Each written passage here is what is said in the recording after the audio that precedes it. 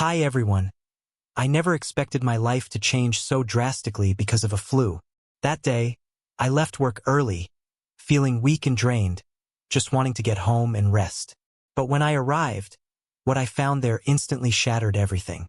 A truck belonging to a man I didn't know was parked outside, and faint noises were coming from our bedroom. It wasn't just a flu I was feeling. There was a gut-wrenching sense of dread.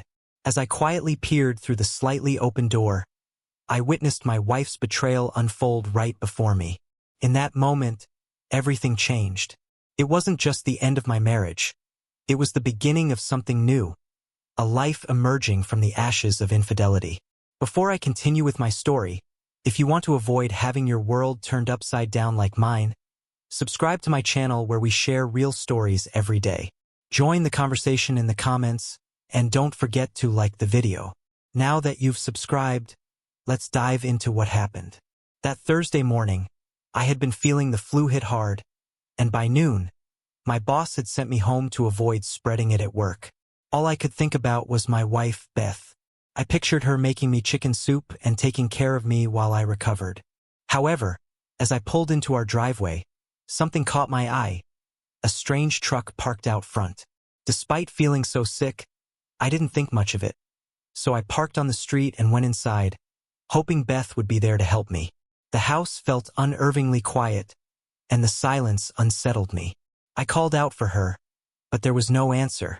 When I made my way toward the bedroom, the muffled sounds of two people in the midst of something intimate reached my ears. My heart began to race, and a voice inside my head told me to stop. I knew that witnessing what was happening would change my life forever, but I couldn't stop myself. I slowly reached the door, peeking through the small gap. There, in our bed, was Beth, intimately entwined with another man. In that moment, everything became painfully clear. I stood frozen, overwhelmed by a whirlwind of emotions as I saw her giving herself to him. My mind screamed in disbelief. "Oh God, give it to me!" Beth's voice echoed through the room, and something inside me snapped. How had I been so blind? How had I not seen the signs? As I stood there, watching her body shift in the arms of another man, I wanted to burst into the room.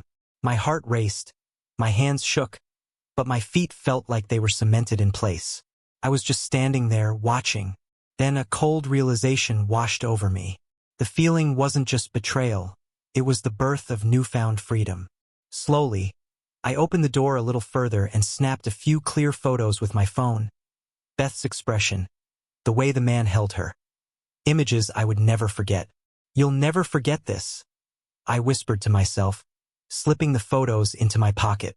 I wanted to confront them. I wanted to demand answers. But instead, I silently turned away and left the house without a word. On my way through the garage, I grabbed a screwdriver and punctured the tires of the man's truck. It felt childish, but in that moment, it was all I could do. I got into my car and drove off, tears streaming down my face uncontrollably. My world had completely changed, and I was lost, not knowing where to go. I drove aimlessly for hours, consumed by thoughts of that moment. The betrayal, the man, the unknowns. How long had this affair been happening? Who was he?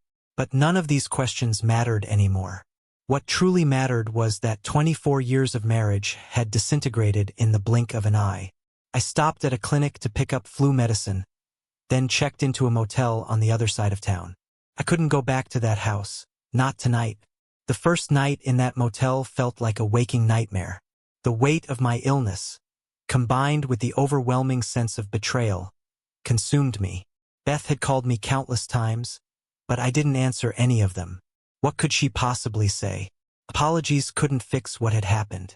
Nothing could repair the damage. The next morning, I called into work to let them know I wouldn't be coming in for a few days. I needed time to step back and think things through. This marriage couldn't continue as it was.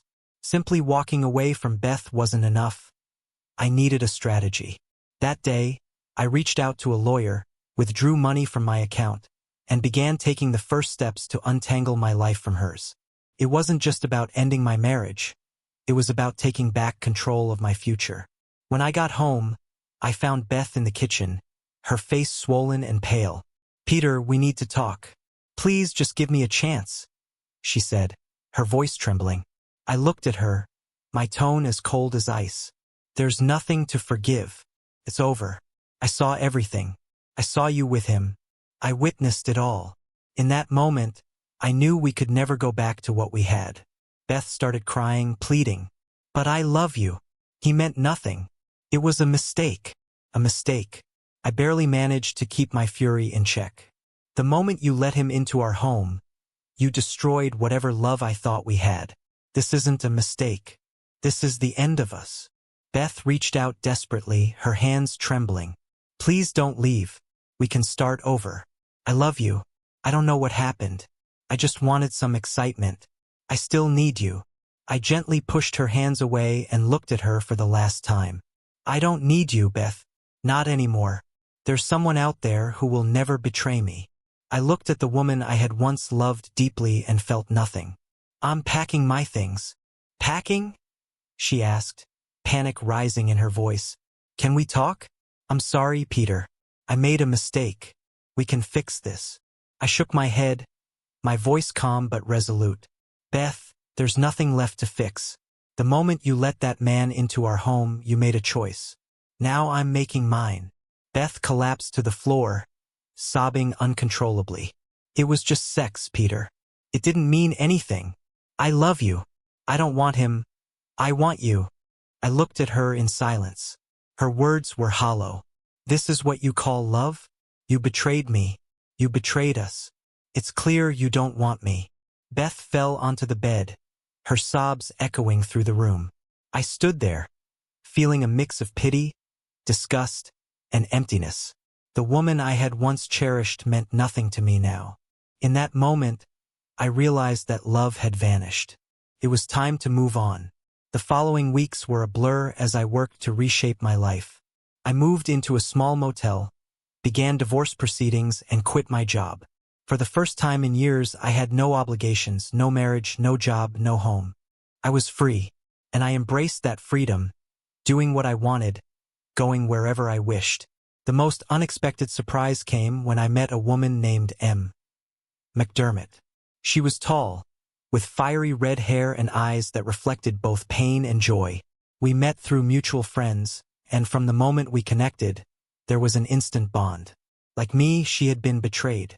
But together, we found peace and healing. Spending time with Maureen gave me the strength to open my heart again. With each passing day, I grew closer to her, realizing that this was no mere coincidence. We both deserved a second chance. Beth's betrayal didn't mark the end of my life. It marked the beginning of something better. It set me free, offering the courage to leave behind a life I had felt stuck in for so long.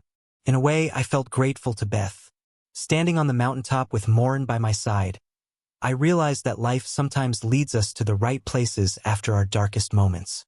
At the end of those painful times, life can offer profound change in the most unexpected ways. What once felt like a betrayal that tore me apart had ultimately given me a new beginning, a fresh love, a renewed life, and a freedom I never thought I had. And it was all thanks to a broken heart that led me back to who I truly was. So guys, if you all liked today's story, please like the video and subscribe to our channel. And don't forget to press the bell icon. Thank you for watching.